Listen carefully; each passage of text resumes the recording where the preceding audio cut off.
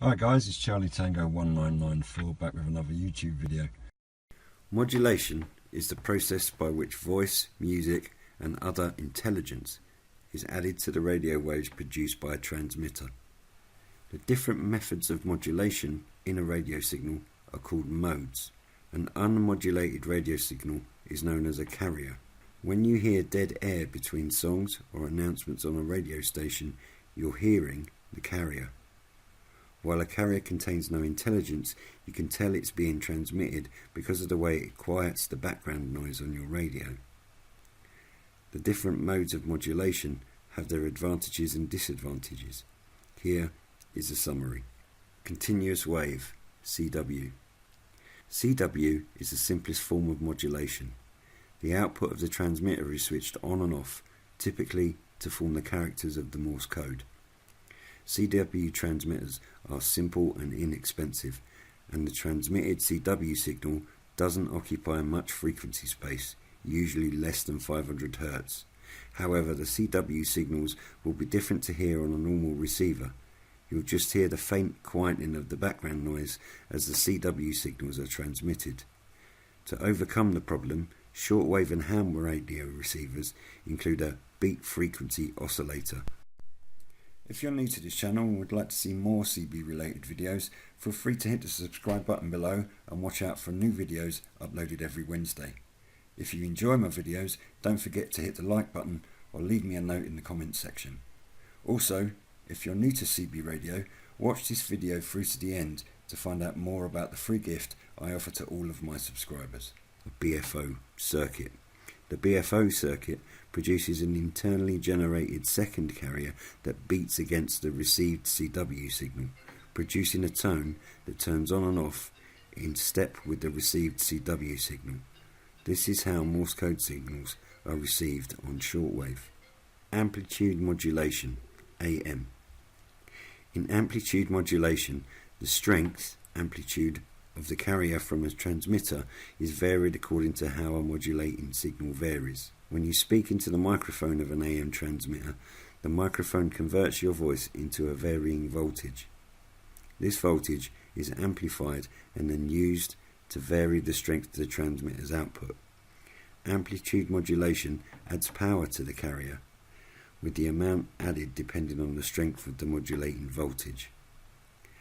Amplitude modulation results in three separate frequencies being transmitted: the original carrier frequency, a lower sideband below the carrier frequency, and an upper sideband above the carrier frequency. The sidebands are mirror images of each other and contain the same intelligence.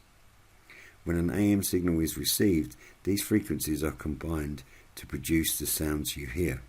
Each sideband occupies as much frequency space as the highest audio frequency being transmitted. If the highest audio frequency being transmitted is 5 kHz, then the total frequency space occupied by an AM signal will be 10 kHz. The carrier occupies negligible frequency space. AM has the advantages of being easy to produce in a transmitter, and AM receivers are simple in design. Its main disadvantage is its inefficiency. About 2/3 of the AM signal's power is concentrated in the carrier, which contains no intelligence. 1/3 of the power is in the sidebands, which contains the signal's intelligence. Since the sidebands contain the same intelligence, however, one is essentially wasted. Of the total power output of an AM transmitter, only about 1/6 is actually productive, useful output. Other disadvantages of AM include the relatively wide amount of frequency space an AM signal occupies and its susceptibility to static and other forms of electrical noise. Despite this, AM is simple to tune on ordinary receivers, and that is why it is used for almost all shortwave broadcast. Single sideband. Since so much power is wasted in AM, audio engineers devised a method to transmit just one sideband and put all of the transmitter's power into sending useful intelligence. This method is known as single sideband, or SSB. In SSB transmitters, the carrier and one sideband are removed before the signal is amplified. Either the upper sideband or lower sideband of the original AM signal can be transmitted. SSB is a much more effective mode than AM, since all of the transmitter's power goes into transmitting useful intelligence. A SSB signal also occupies only about half the frequency space of a comparable AM signal. However, SSB transmitters and receivers are far more complicated than those for AM. In fact, a SSB signal cannot be received intelligibly on an AM receiver. The SSB signal will have a badly distorted Donald Duck type sound. This is because the carrier of an AM signal does play a major role in demodulating, that is, recovering the transmitted audio, the sidebands of an AM signal.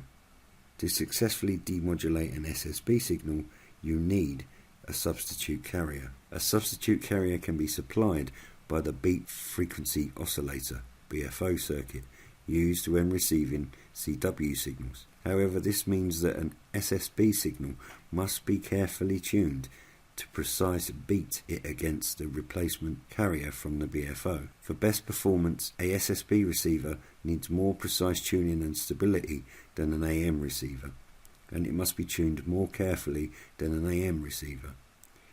Even when precisely tuned, the audio quality of a SSB signal is less than that of an AM signal. SSB is used mainly by ham radio operators, military services, maritime and aeronautical radio services, and other situations where skilled operators and quality receiving equipment are common. There have been a few experiments in using SSB for shortwave broadcasting, but AM remains the preferred mode for broadcasting because of its simplicity. Frequency modulation, FM. In CW, AM and SSB, the carrier of the signal will not change in a normally operating transmitter. However, it is possible to modulate a signal by changing its frequency in accordance with a modulating signal. This is the idea behind frequency modulation, or FM.